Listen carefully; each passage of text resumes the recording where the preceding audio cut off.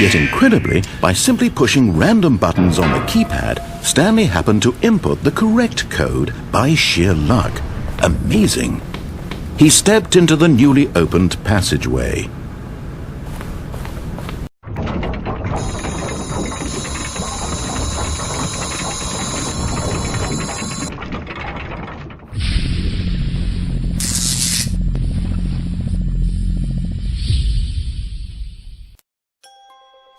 Welcome back. This is Taco and Spud with Stu.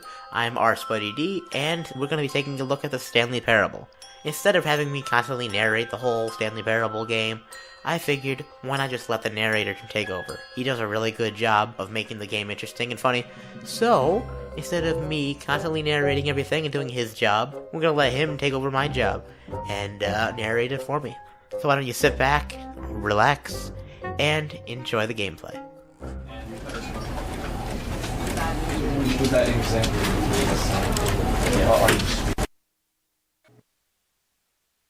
This is the story of a man named Stanley. Stanley worked for a company in a big building where he was employee number 427. Employee number 427's job was simple. He sat at his desk in room 427 and he pushed buttons on a keyboard. Orders came to him through a monitor on his desk, telling him what buttons to push, how long to push them, and in what order. This is what employee 427 did every day of every month of every year. And although others might have considered it soul-rending, Stanley relished every moment that the orders came in, as though he had been made exactly for this job. And Stanley was happy. And then one day, something very peculiar happened. Something that would forever change Stanley. Something he would never quite forget. He had been at his desk for nearly an hour when he realized that not one single order had arrived on the monitor for him to follow.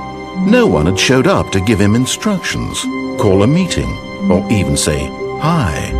Never in all his years at the company had this happened, this complete isolation.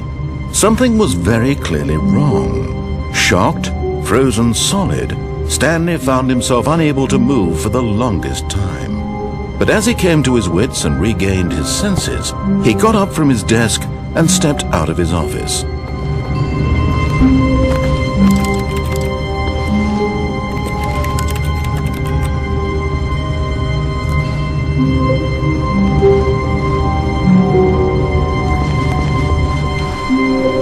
All of his co-workers were gone. What could it mean? Stanley decided to go to the meeting room. Perhaps he had simply missed a memo.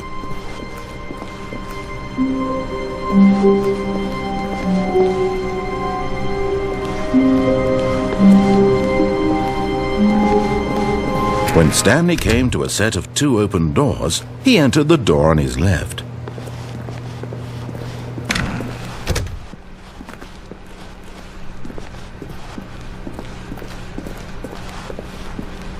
Yet there was not a single person here either.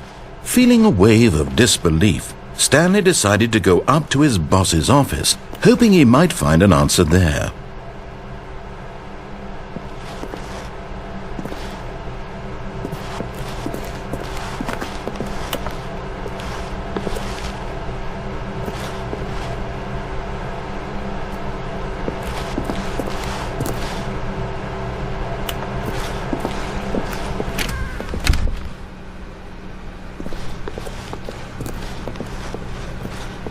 Coming to a staircase, Stanley walked upstairs to his boss's office.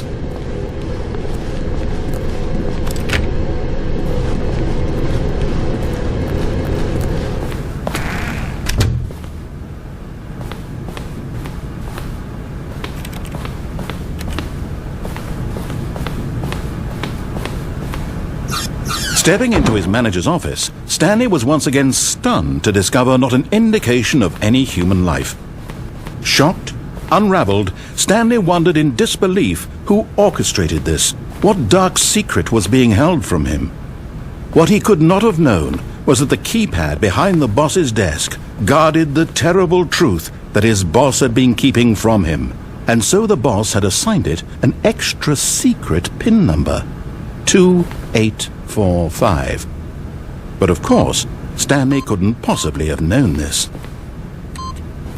Yet incredibly, by simply pushing random buttons on the keypad, Stanley happened to input the correct code by sheer luck. Amazing. He stepped into the newly opened passageway.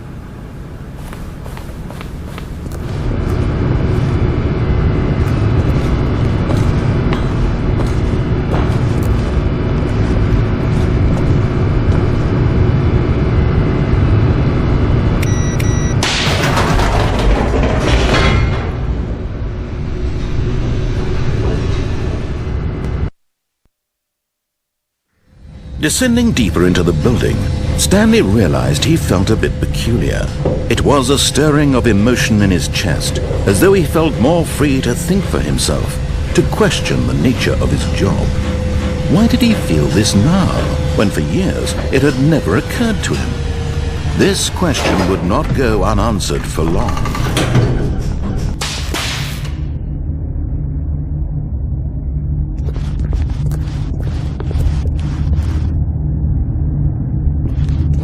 Stanley walked straight ahead through the large door that read Mind Control Facility.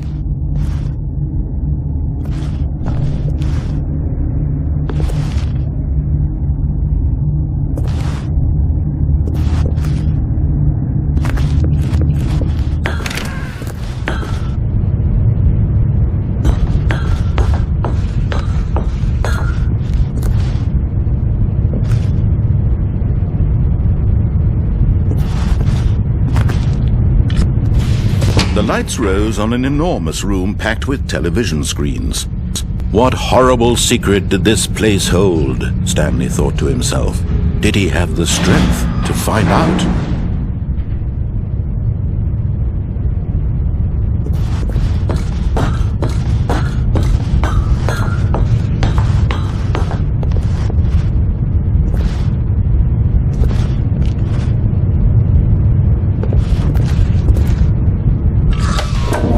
Now the monitors jumped to life, their true nature revealed. Each bore the number of an employee in the building, Stanley's co-workers.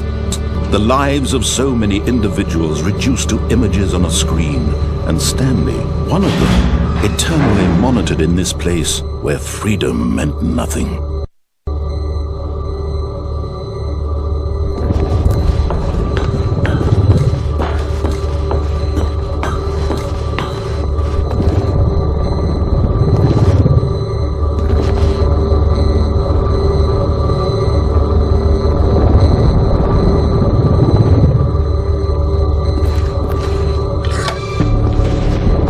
This mind control facility, it was too horrible to believe. It couldn't be true.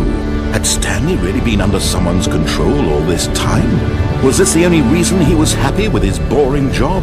That his emotions had been manipulated to accept it blindly? No. He refused to believe it. He couldn't accept it. His own life in someone else's control? Never! It was unthinkable, wasn't it? Was it even possible? Had he truly spent his entire life utterly blind to the world?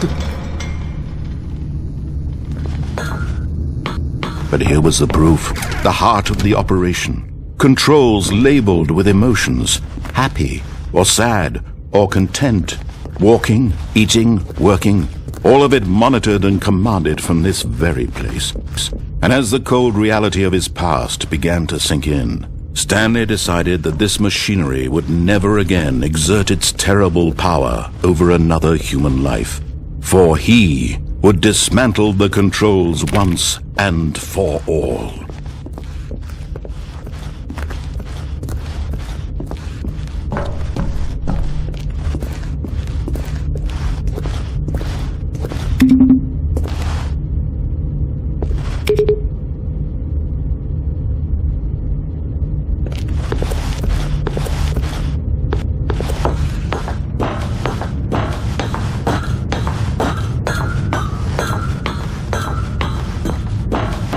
And when at last he found the source of the room's power, he knew it was his duty, his obligation, to put an end to this horrible place and to everything it stood for.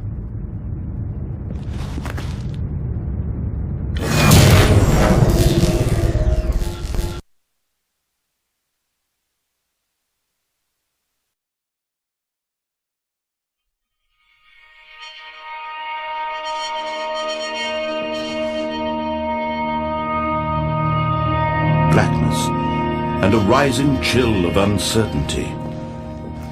Was it over?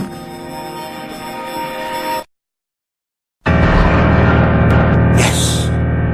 He had won! He had defeated the machine, unshackled himself from someone else's command. Freedom was mere moments away. And yet, even as the immense door slowly opened, Stanley reflected on how many puzzles still lay unsolved.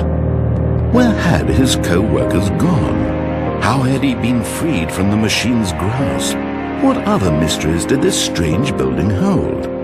But as sunlight streamed into the chamber, he realized none of this mattered to him, for it was not knowledge or even power that he had been seeking, but happiness. Perhaps his goal had not been to understand, but to let go. No longer would anyone tell him where to go, what to do, or how to feel. Whatever life he lives, it will be his. And that was all he needed to know. It was perhaps the only thing worth knowing. Stanley stepped through the open door.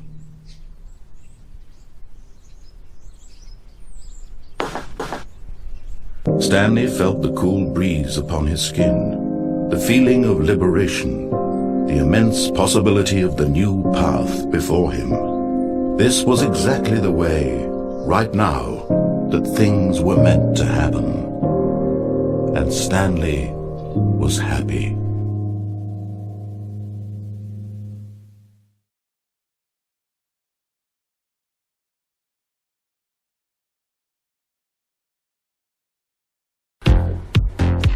What are you doing?